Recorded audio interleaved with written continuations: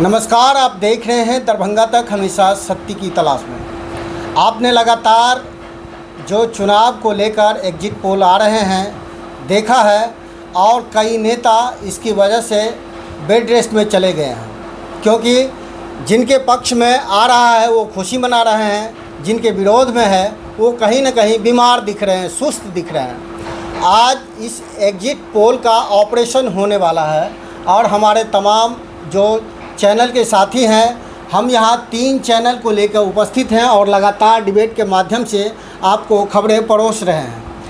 आप इस खबर को लगातार देखें और शेयर करें, और क्या समझ पा रहे हैं खबर को लेकर कमेंट बॉक्स में अपनी राय ज़रूर दें।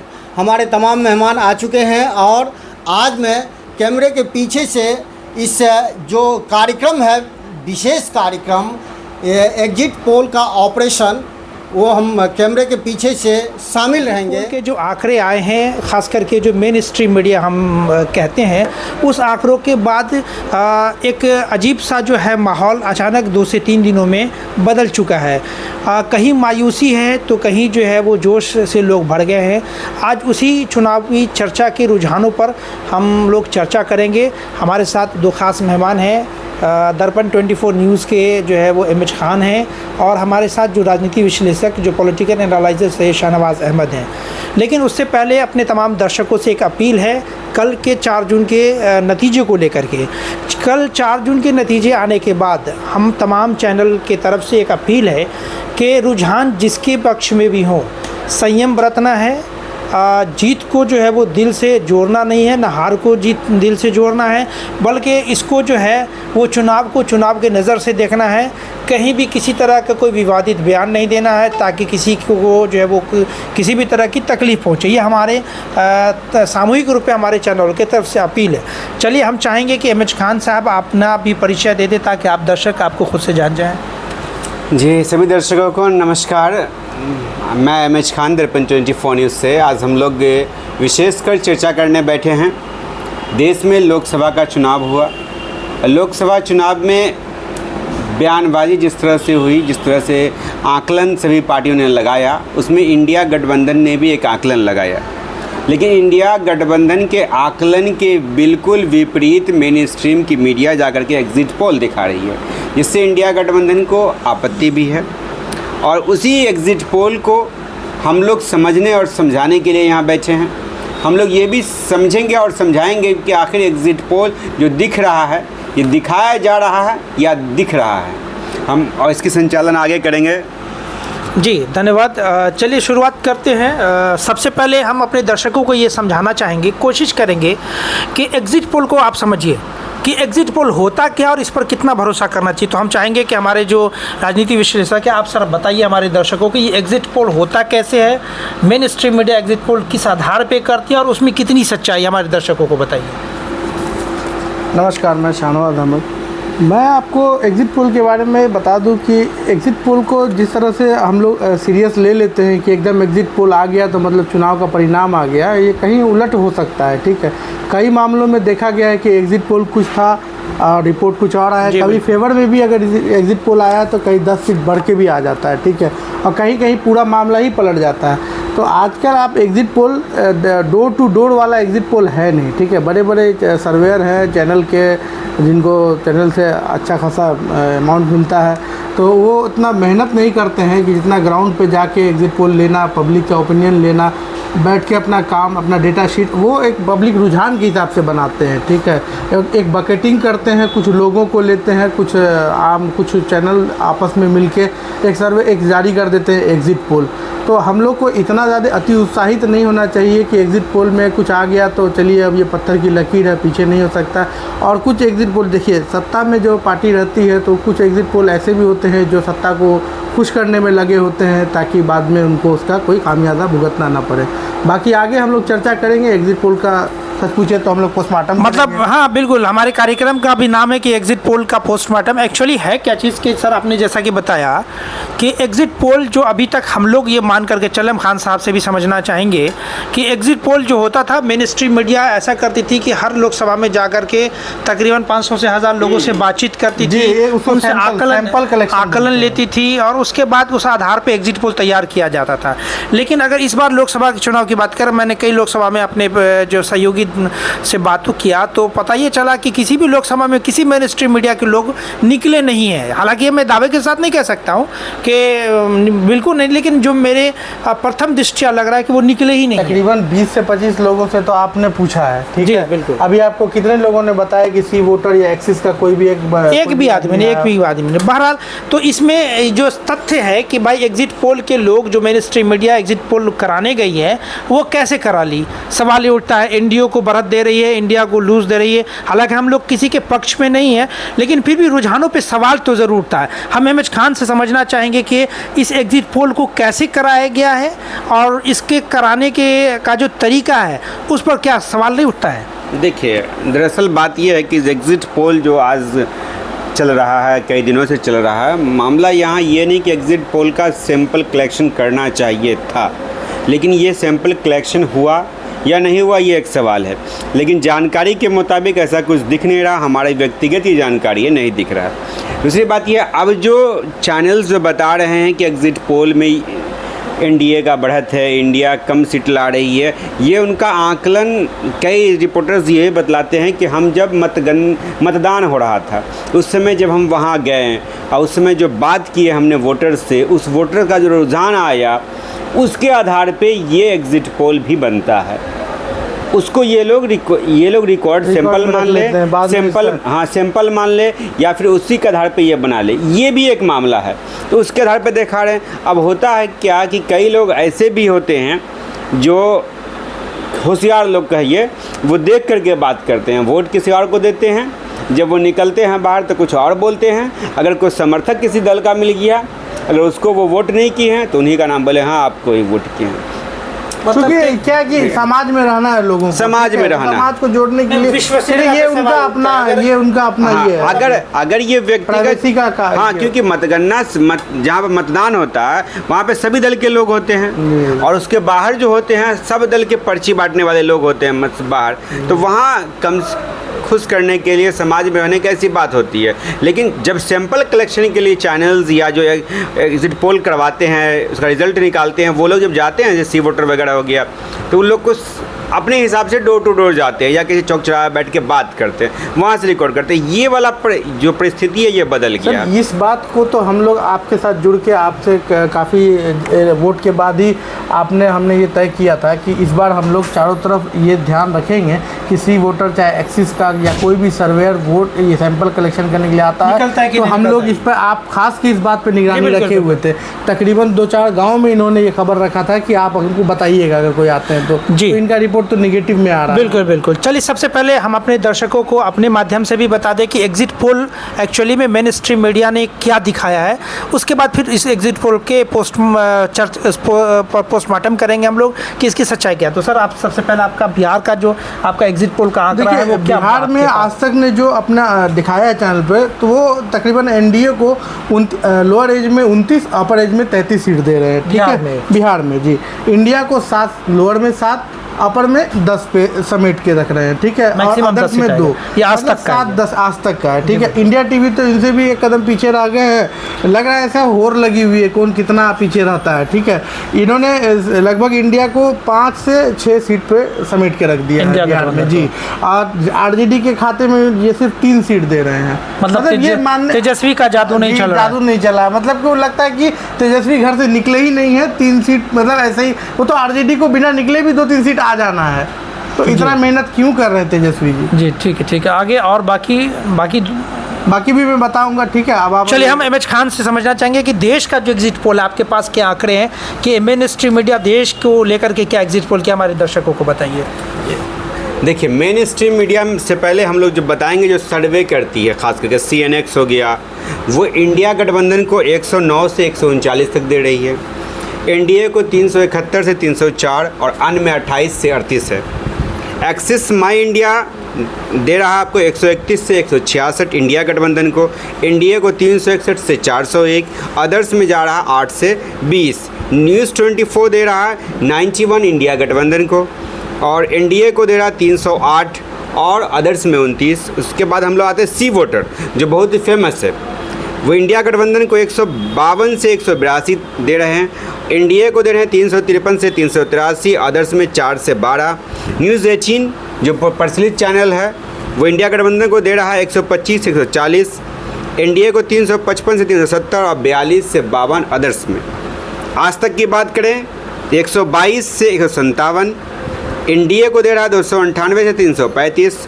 जी न्यूज़ की बात करें तो ये साहब एक कदम और आज तक एबीपी से एक कदम और आगे बढ़ गया, ये 94 दे रहा है इंडिया गठबंधन को।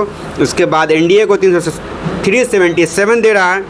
और TV9 की बात करें, TV9 इससे मतलब कि कहीं ना कहीं जी न्यूज़ से अच्छा रिजल्ट दे रहा है, 118 से 133 और एनडीए 353 से 368। एनडीटीवी 145 दे रहा है इंडिया गठबंधन को और एनडीए को 361 दे रहा है। टुडे चाणक्य की बात करें तो 96 से 118 इंडिया गठबंधन, एनडीए 385 से 415। इंडिया टुडे का अपना जो सर्वे है वो 131 से 166 इंडिया गठबंधन को, एनडीए को 361 से 401, अदर्स 8 से। अब देखिए बात क्या है, जो भी मेन स्ट्रीम मीडिया है कहीं ना कहीं जो कोई भी सरकार रहे, ये समझने वाली बात है, उस सरकार का उस चैनल्स पे दबाव रहता है। चैनल सरकार के हिसाब से चलती है, कभी अधिक चलती है तो कभी कम चल रही है। लेकिन अभी का जो माहौल है, इससे पहले के परिवेश में जाइए, मनमोहन सिंह की सरकार थी तो ऐसा नहीं कि सभी चैनल निष्पक्ष होकर काम कर रहे थे, कुछ चैनल्स पर सरकार का प्रेशर रहता है, करना पड़ता है, तो उस समय था। लेकिन इस समय जो अधिक है, अब देखिए इसमें आंकड़ा क्या लगता है, सरकार को खुश करने के लिए एग्जिट पोल में सरकार को बढ़त दिखाएं, इसकी कंपटीशन लगी हुई है। ये एक माहौल बनाने का भी काम है, ठीक है, इसमें एक माहौल भी बनाया जाता है ताकि लोग मतलब एकदम खुश हो जाएं पहले से, और शायद कहीं ना कहीं इसमें प्रभावित होता है। नहीं, अब क्या होगा, वोट तो खत्म हो गया, वोट नहीं प्रभावित होता है। चर्चा हम करेंगे। हम अपने दर्शकों को बता दें कि एग्जिट पोल जो हमारे दो मित्र ने बताया, एग्जिट पोल आपने भली बात ही सुन लिया, बिहार में क्या exit poll main stream media का पूरे देश में क्या है आपने सुन लिया। अब उसमें 2-3 सवाल है।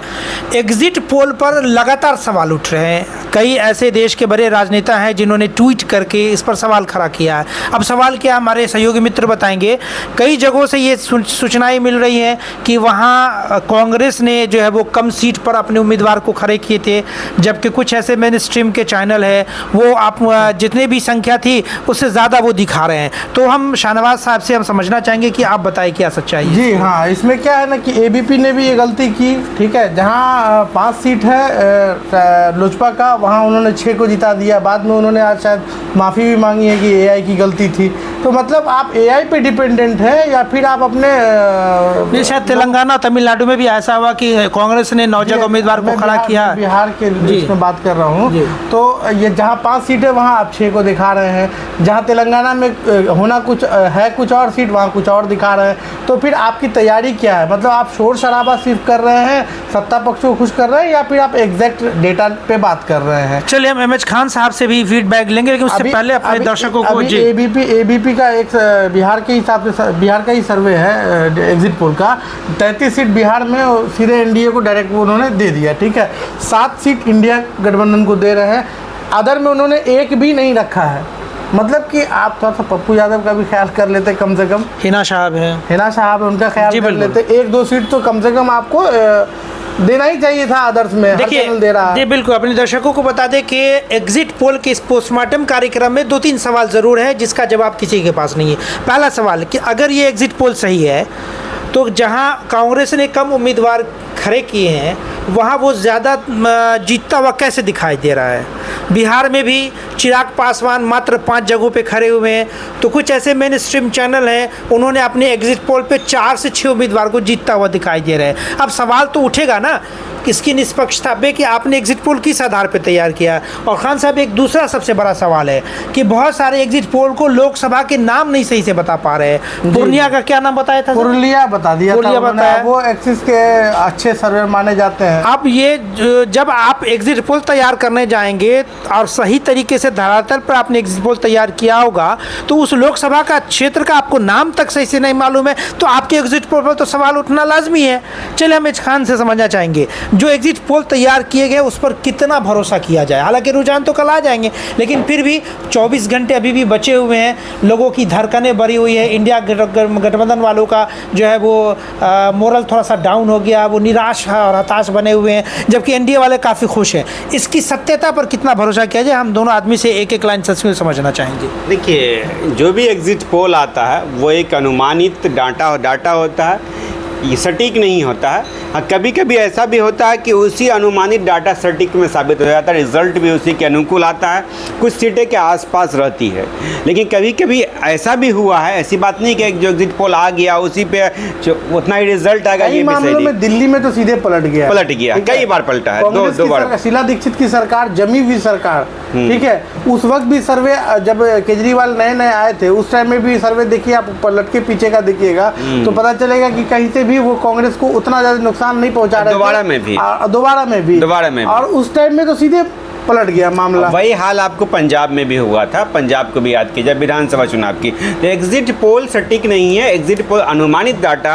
अगर सटीक होता तो सभी जो चैनल्स या सर्वे किए हैं उनका सटीक सीट आता। यहाँ क्या होता है ना कि एग्जिट पोल से एक भय उत्पन्न हो जाता है, दोनों पक्ष के वोटर हैं, ठीक है, जो दूसरे पक्ष के वोटर उस पर भी मैं बीच में रोकूंगा। एग्जिट पोल की क्रोनोलॉजी को जो है वो अखिलेश जी ने समझाया ट्विटर पे। उन्होंने कहा कि क्रोनोलॉजी को समझिए। ये भी हो सकता है कि एग्जिट पोल मेनस्ट्रीम मीडिया के द्वारा ये इस वजह से भी दिखाया गया हो कि सिस्टम को कहीं हैक तो नहीं कर लिया गया है, जो सेटिंग गेटिंग का आरोप जो एनडीए पर लगातार लग रहा है, और इस तरह से एग्जिट पोल को रुझानों में आगे दिखा करके सिस्टम को हैक करवा करके जी इस क्रोनोलॉजी को अखिलेश यादव ने समझाया, उस पर क्या आपका क्या कहना है? जी, मुझे भी कहीं ना कहीं ये लगता है कि अगर आप एग्जिट पोल को इतना भयावह दिखा दीजिएगा एक पक्ष में तो कहीं ना कहीं सब तो इंसान ही है, अधिकारी भी इंसान है, आप उन पर एक मानसिक प्रेशर डाल रहे हैं, ठीक है, कि हमारा इतना मतलब फेयर रिजल्ट दिखा रहा है एग्जिट पोल में, इतने बड़े बड़े लोग सर्वेक्षण कर रहे हैं तो फिर हम इसके अनुकूल डेटा क्यों नहीं आया? तो कहीं ऐसा तो नहीं कि आप मिस्टेक कर रहे हैं अपने काम में? तो इस तरह का प्रेशर अधिकारियों पर भी रहता है। अपने दर्शकों को बताते चले कि इसी बीच में एक बड़ी खबर ये आ रही है कि कांग्रेस के सीनियर लीडर जयराम रमेश ने 1 तारीख को एक ट्वीट किया और उन्होंने एक आरोप लगाया एनडीए पर कि एनडीए के जो बड़े लीडर मैं नाम नहीं लेना चाहूँगा, उनके द्वारा 150 डीएम को फ़ोन करके दबाव दिया गया। उन्होंने बाकायदे ट्वीट किया था और उस पर जो है तुरंत निर्वाचन आयोग ने संज्ञान ले लिया। अब निर्वाचन आयोग की निष्पक्षता पे भी सवाल उठ रहा है। जब मोदी जी, मैं खान साहब से समझना चाहूँगा कि जब मोदी जी मुजरा की बात करते हैं, मंगलसूत्र छीनने की बात करते हैं, मुस्लिम लीग की बात करते हैं, तो वहाँ पर खान साहब निर्वाचन आयोग बड़ी शांत हो जाती है। और जैसे ही जयराम रमेश ने एक आरोप लगाया, मैं इसको आरोप ही कहूँगा, मैं इसकी पुष्टि नहीं करता हूँ, कि भाई 150 डीएम को अमित शाह के द्वारा जो है वो फ़ोन करके दबाव दिया गया है, तो संज्ञान ले लेती है निर्वाचन आयोग और 24 घंटे का समय देती है कि आप अपनी बात को रखिए। खान साहब, आप अपनी प्रतिक्रिया इस पर दीजिए। देखिए, एक्चुअली बात क्या हुई, चुनाव आयोग बहुत स्थिर दिखा शुरू से लेकर के, लेकिन चुनाव जब संपन्न हो गया तो चुनाव आयोग भी समझने लगा कि चुनाव आयोग की साख भी अब दांव पे लगी हुई है। इस साख को निष्पक्ष करने के लिए जनता के बीच में, पार्टी के बीच में नहीं, वो अपना जो हथियार होता है वो अपनाता। हथियार वही चलती है, किसी की भी हथियार हो, कलयुग हो या भ्रष्ट युग हो, सतयुग हो, वो दबे कुचले लोग पे ही चलता है। अभी जिस पे चला है वो दबा कुचला है। जयराम रमेश कांग्रेस के नेता हैं, अभी वो सबसे कमज़ोर हैं। एक तरफ एनडीए बहुमत में, फुल बहुमत में, तो हमेशा मजबूती की आयोग जो कार्रवाई किया है, चुनाव आयोग को ये कार्रवाई पहले भी करनी चाहिए, लेकिन चुनाव निष्पक्षता आपका क्लियर हो जाता है। लेकिन चुनाव आयोग ने ये कार्रवाई इसलिए किया है कि जयराम रमेश ने किसी पार्टी पे अंगुली नहीं उठाया है, किसी नेता पे अंगुली नहीं उठाया है, किसी दल पे नहीं उठाया है। जयराम रमेश ने सिस्टम पे अंगुली उठा दिया है और सिस्टम चुनाव आयोग का है। अभी और शायद उनको आज तक का वक्त दिया गया है, आज जी, तक बिल्कुल। उनको चुनाव सिस्टम चुनाव आयोग का है। अभी कहीं के भी डीएम हो वो कंट्रोल में चुनाव आयोग हाँ, के वो हैं। तो निर्वाचन अब अधिकारी है। सिस्टम पे जहाँ दबाव पड़ेगा इसका मतलब चुनाव आयोग पे दबाव पड़ रहा है, तो इसलिए वो अपने आप को फेयर बताने के लिए इस तरह कार्रवाई की। लेकिन जयराम रमेश भी कोई बहुत छोटे मोटे नेता नहीं बोलिएगा कि आप वो बहुत मैच्योर नेता हैं, उन्होंने इस तरह की बात मैं उनके मैच्योरिटी पे सवाल नहीं, अभी वो कमजोर हैं। हाँ अभी कमजोर है, अलग बात है, में तो लेकिन हथियार किस पे गिरेगा, कमजोर पे नहीं गिरेगा। की निष्पक्षता पे तो लगातार सवाल उठ ही रहे उठेगा। हैं। अब बात चलिए, क्या है? हम अपने लेकिन इसमें एक चीज़ और ऐड कर दूं। देखिए, मोदी जी बोले थे कि जब कांग्रेस सत्ता में आ जाएगी तो मंगलसूत्र छीन लिया जाएगा। अरे मंगलसूत्र कौन छीन लेगा? कॉमन सी बात है, मंगलसूत्र मुसलमान छीन लेगा। अब ये बात कांग्रेस की मैनिफेस्टो में कहाँ पर था? चुनाव आयोग ने कभी क्यों नहीं पूछा? सर इसी चक्कर में तो मैनिफेस्टो 1 करोड़ बार डाउनलोड कर लिया गया है। भारत के इतिहास में पहली बार ऐसा हुआ कि 1 करोड़ टाइम डाउनलोड किया तो प्लस हो गया। अगर निर्वाचन आयोग हाँ, ने मेरा ये बात है कि ये अगर मुस्लिम लीग का शब्द हो गया, मंगलसूत्र हो गया, एक भैंस एक चोरी हो गया, मुजरा हो गया, ऐसे सीरीज में कितने शब्द है जिस पर लोग वही मेरी बात कहना है कि जब किसी कांग्रेस के मैनिफेस्टो को तोड़ मरोड़ करके पेश किया जाता है जिसका कोई आधार नहीं होता, तब वहाँ चुनाव आयोग शांत बैठी रहती है, टुकटुकी ला के देखती रहती, कोई कार्रवाई नहीं होता। जब चुनाव आयोग के अपने सिस्टम पर अंगुली उठता है, जब चुनाव आयोग हरकत में आती है, तब वो काटने लगती है। जो जयराम रमेश को काटा गया अभी। चलिए, हम लोग अभी उस दौर से गुजर रहे हैं। हमारा देश पिछले 10 साल से उस दौर से गुजर रहा है जहां मेन स्ट्रीम मीडिया चाटुकारिता करने से गुरेज नहीं कर रही है, लेकिन उसी के बरअक्स सोशल मीडिया ने मोर्चा संभाला और लोगों तक सच्चाई दिखाने और पहुंचाने का लगातार काम कर रही है। उसी की एक कड़ी है कि अविशाल शर्मा ने अपना एक मंच शुरू किया, उसी की एक कड़ी है पुन पोषण वाजपेयी, उसी की एक कड़ी रविश कुमार। आप तमाम दर्शकों से एक अपील है कि हम लोगों के जो चैनल हैं उसको सब्सक्राइब कीजिए, शेयर कीजिए, लाइक कीजिए, और आपका इस चुनावी चर्चा पे क्या प्रतिक्रिया कमेंट करके ज़रूर बताइए, क्योंकि हम जितनी मेहनत से इन तमाम चर्चों को आप तक पहुंचा रहे हैं, आपकी सहयोग हमारे लिए बहुत आगे काम आएगा। चलिए जी बिल्कुल आपने इस चुनावी चर्चा को पब्लिक को ये जानना होगा कि आपको हमेशा पत्रकार, आप जो सोचिएगा कि सत्ता पक्ष की तरफ दिखाई देगा, तो पत्रकारिता का एक धर्म होता है। पत्रकार हमेशा आपको सत्ता के विरुद्ध होता है, विरुद्ध की नजर आएगा। जी कांग्रेस कल सत्ता में आएगी तो पत्रकारों का काम करेंगे। पत्रकार का काम है सत्ता पक्ष का आईना, प्रतिबिंब का काम करती है। तो जैसा आपका फेस होगा आईना में वैसा ही दिखेगा। तो आप अगर पक्षधर भी हैं सत्ता के, तो हम पर ये उंगली ना उठाएं कि हम लोग विपक्ष में बोलते हैं। हम लोग सरकार से पूछेंगे सवाल, ठीक है। चलिए, अपने इस चुनावी चर्चा को फिर बिहार में समेट के लाते हैं, चूँकि हमारे पास बिहार के दर्शक ज़्यादा हैं। सर, हम लोग आज बिहार में कौन जीत रहा है कौन हार रहा है हम लोग इसकी चर्चा नहीं करेंगे, नहीं। लेकिन कुछ ऐसे फैक्टर थे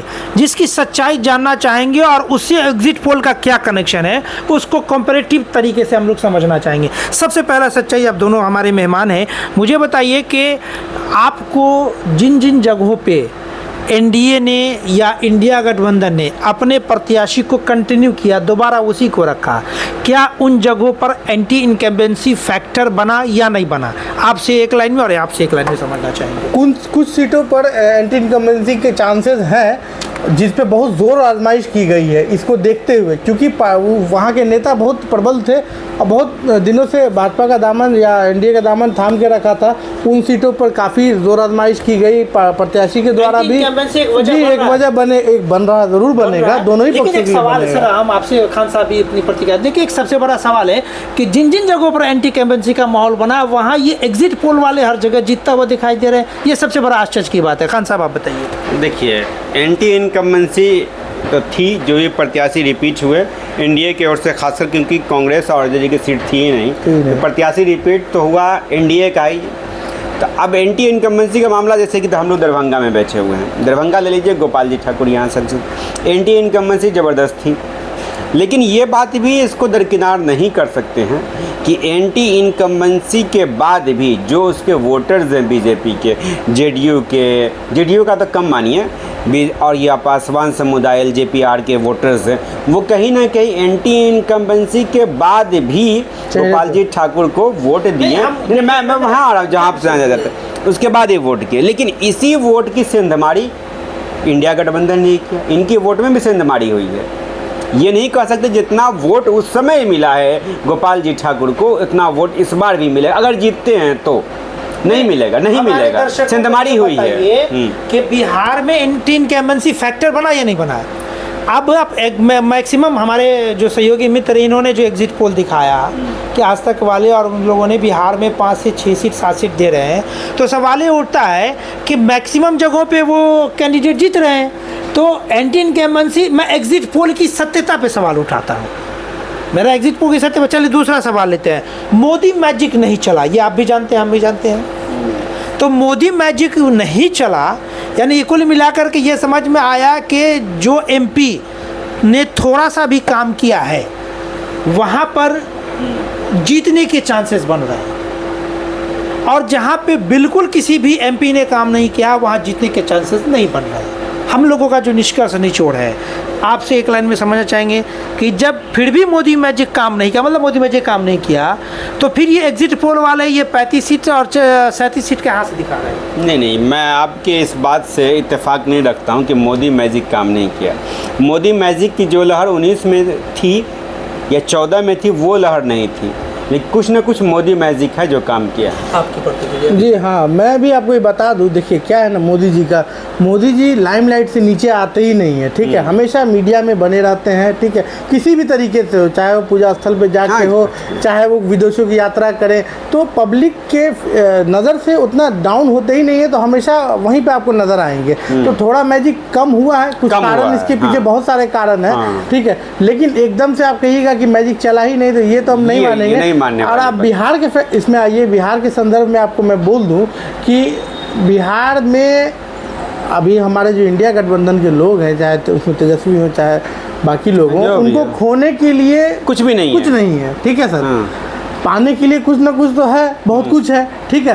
कोई भी एग्जिट पोल उनको प्लस में ही दिखा रहा है। 1 सीट प्लस क्यों नहीं करे, 2 सीट प्लस क्यों नहीं करे?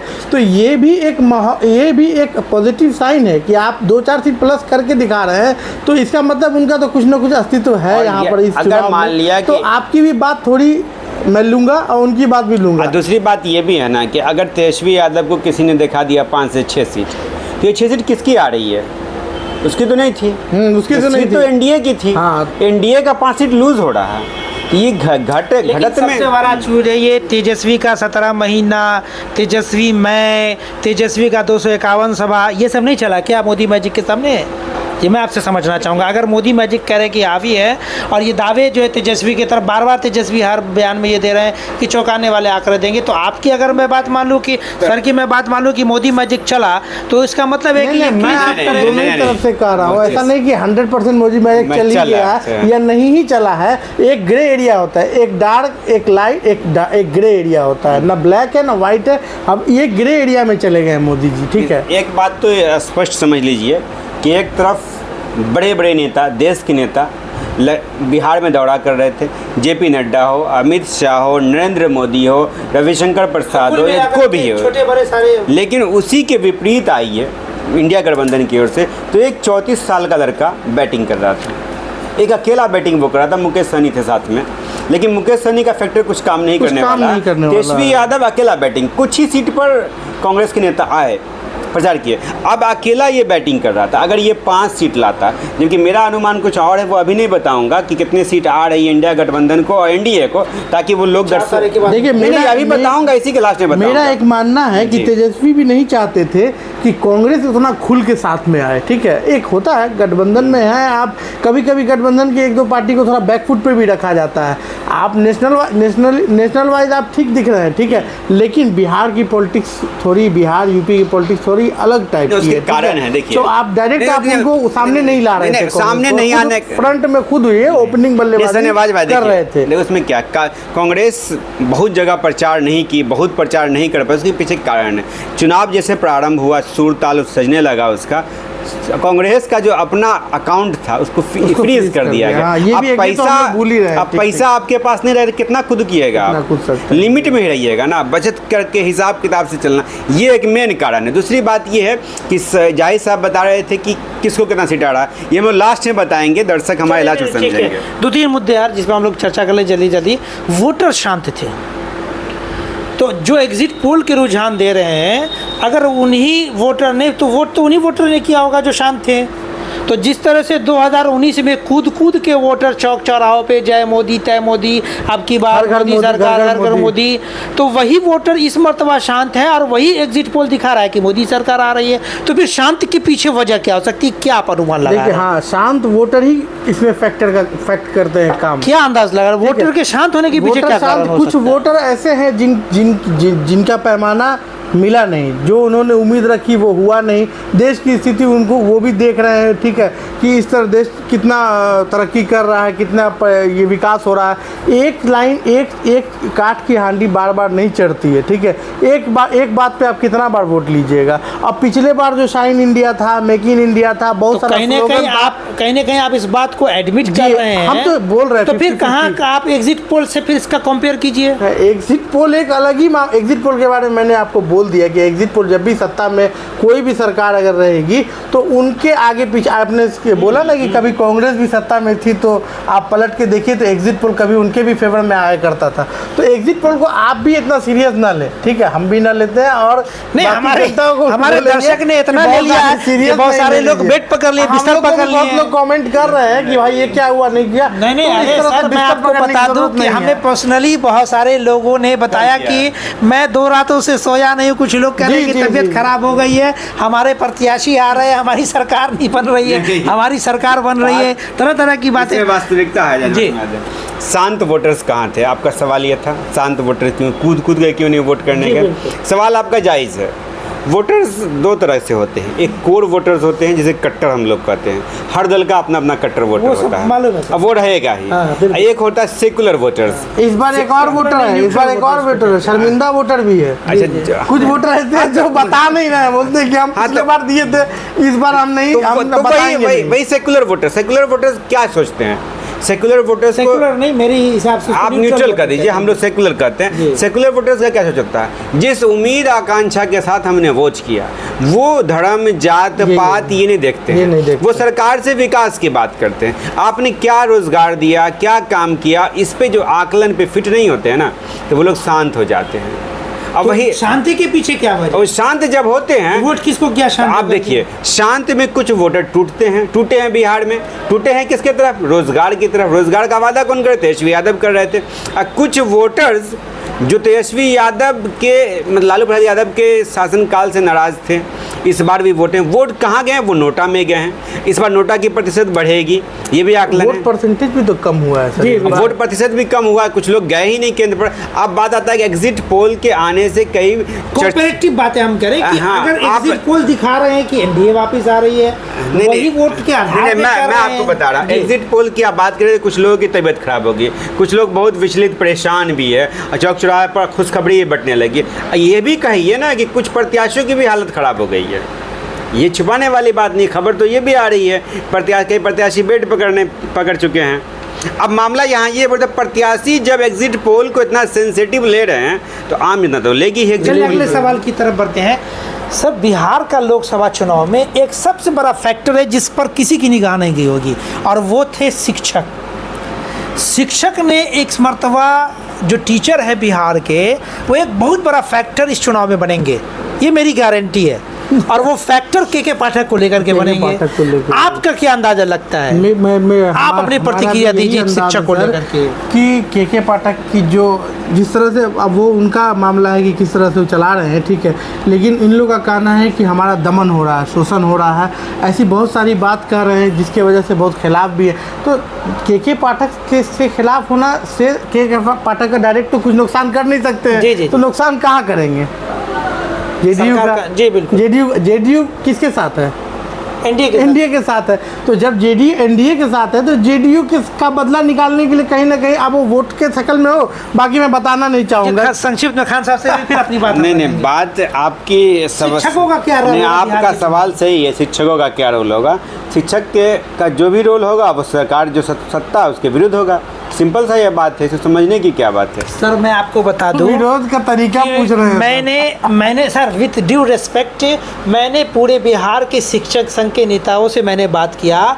मुझे ये कहने में कोई हिचक नहीं हो रही है कि जो भाजपा के एनडीए के कैडर वोटर थे, शिक्षक की मैं बात कर रहा हूँ, और वो जो बूथ पर पोल कराने के लिए गए तो उन्होंने कहा हालांकि इस पर एक जांच भी बैठ सकता है, लेकिन मैं नाम नहीं ले रहा हूँ। उन्होंने कहा कि सर के पाठक को लेकर के इतनी नाराज़गी थी हम लोगों की, के पाठक ने हम लोगों को जीना दुभर कर दिया। के पाठक जो है ना गले की हड्डी बन जी बिल्कुल। तो उन्होंने कहा कि बदला लेने का एक बेहतरीन मौका है, क्योंकि इसी एनडीए की सरकार में के पाठक हैं, तो बदला वोट से कैसे लिया जाए। बैलेट पेपर से चुनाव नहीं, यही शिक्षक बैलेट पेपर। जी बिल्कुल बिल्कुल। क्या तो गिन देते हैं? एक शिक्षकों ने भी हर बूथ पर एक बड़ा रोल प्ले किया है एनडीए को नुकसान पहुंचाने में, बावजूद उसके एनडीए को एग्जिट पोल वाले जिता रहे हैं। जी हर बात तो वहीं पे आके रुकती है कि एनडीए को जिता रहे हैं।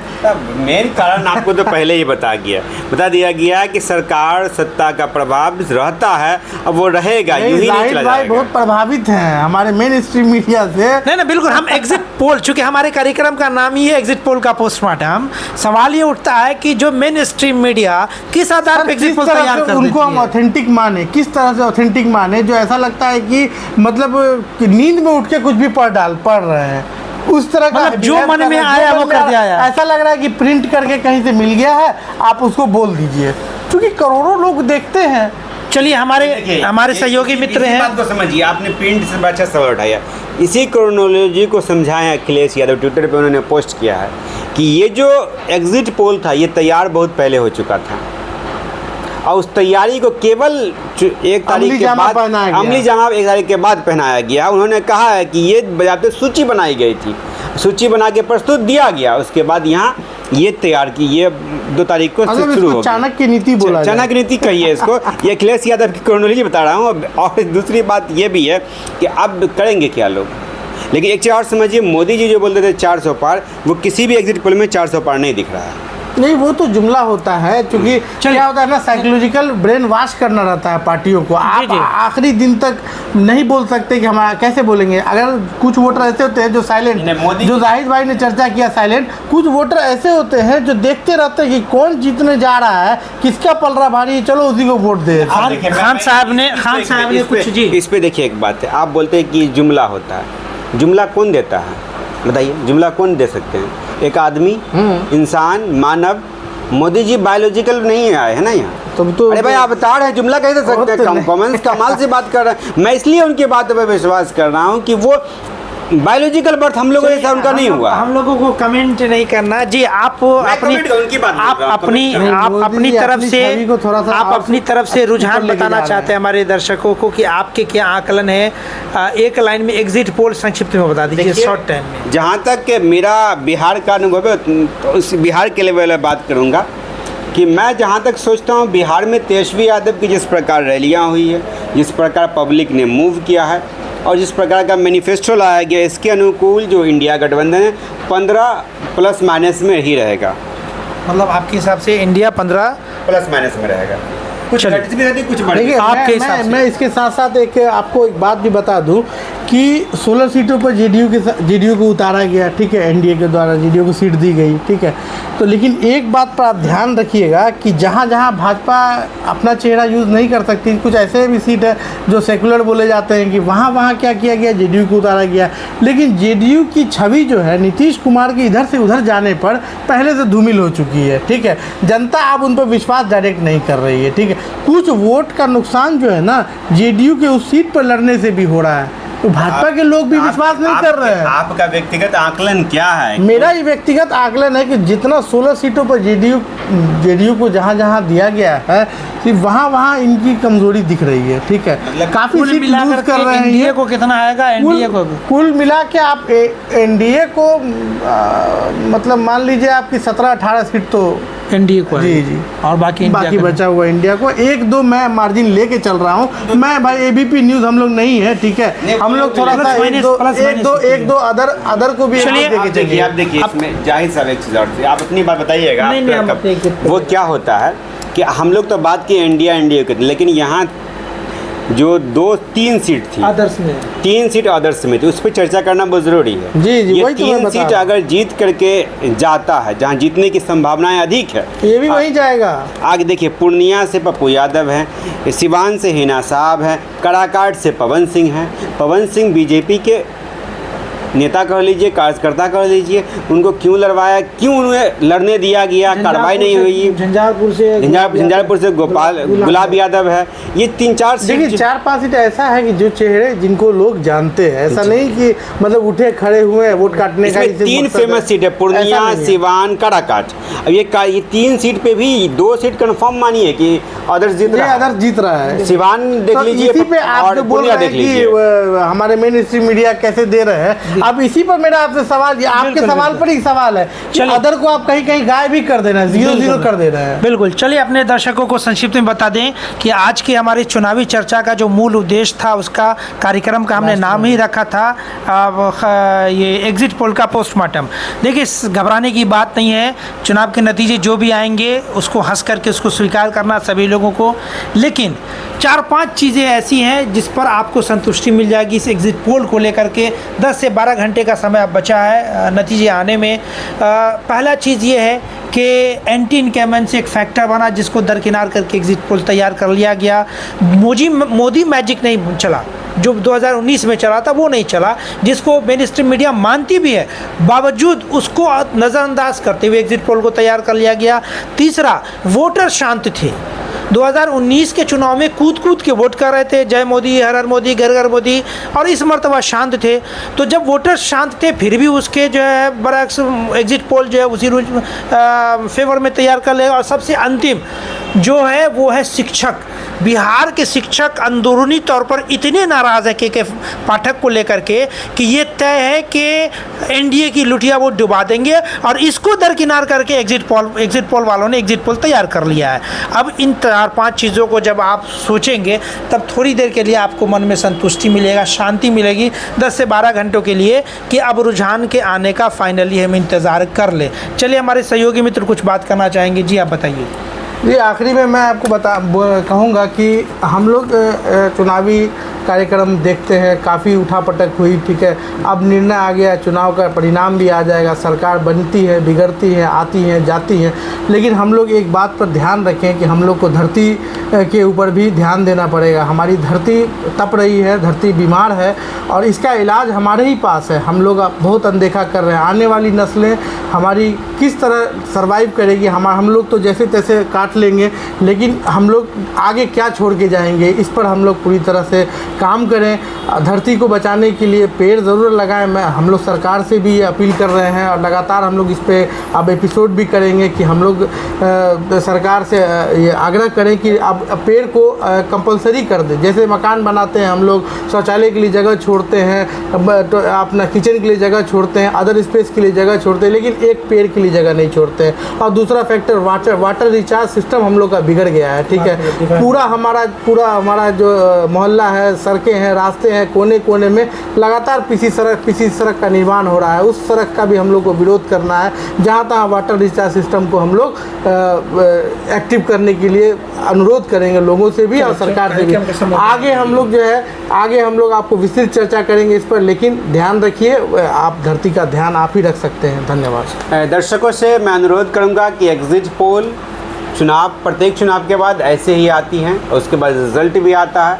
उत्साह में कोई निर्णय ना ले, वेट करें। 12 से 15 घंटा बचा है रिज़ल्ट आने में, कल रिज़ल्ट आ जाएगा, और उस रिज़ल्ट के बाद ही आप लोग जो भी हो शांतिपूर्ण तरीके से आप लोग अपनी खुशी का इजहार करेंगे, अपनी उत्साह का इजहार करेंगे। और ये इस भी एग्जिट पोल को इतनी उत्साह से ना ले कि आप जीत ही चुके हैं, इंडिया को इतना आ ही चुका। ये सब केवल अनुमानित एक डाटा होता है जो हम लोग प्रयास करते हैं कि अपने दर्शकों को कम से कम उस रिज़ल्ट से पहले सूचना देकर सूचित कर सकें कि ये आप लोग यहाँ फिक्स है और जीत रहे हैं। और आपसी सौहार्द आप लोग को रहना, कोई जीते, इंडिया जीते, एनडीए जीते, बीजेपी जीते, आरजेडी जीते, कांग्रेस जीते, देखिए हम लोग जो भी जनता है वो उसी मोहल्ले, उसी शहर, उसी गांव में रहेंगे, और एक दूसरे के शादी हो, मरनी हरनी हो, भोज में शामिल होते हैं। इसलिए आपसी जो आपका भाईचारा है उसको हमेशा बना के रखें, किसी नेता के भड़काऊ भाषण या उस्काने में न आए, और सौहार्द बना के रखें। ये भाईचारा आपको हमेशा काम आएगा। और वोट तो हो चुका, उस पर कोई बात नहीं है। जी चलिए अपने इस कार्यक्रम का हम लोग समापन करते हैं। एक बार फिर से तमाम दर्शकों से निवेदन कि हमारी खबर ये कैसी लगी कमेंट्स करके आप हमारे बताइए, और अगर आपके कुछ सुझाव हो तो सुझाव भी बताइए। और एक निवेदन कि इस न्यूज़ को आप ज़्यादा से ज़्यादा शेयर कीजिए ताकि जो लोग बीमार हैं वो बिस्तर छोड़ करके खड़े हो जाएं, और जो लोगों ने जो है वो मानसिक रूप में जो है वो परेशान है उनकी बेचैनी कुछ हद तक कम हो सके। अब हम लोगों को इजाज़त दीजिए, फिर किसी दूसरे मुद्दे को लेकर के हम आपके समक्ष फिर से हाजिर होंगे। धन्यवाद।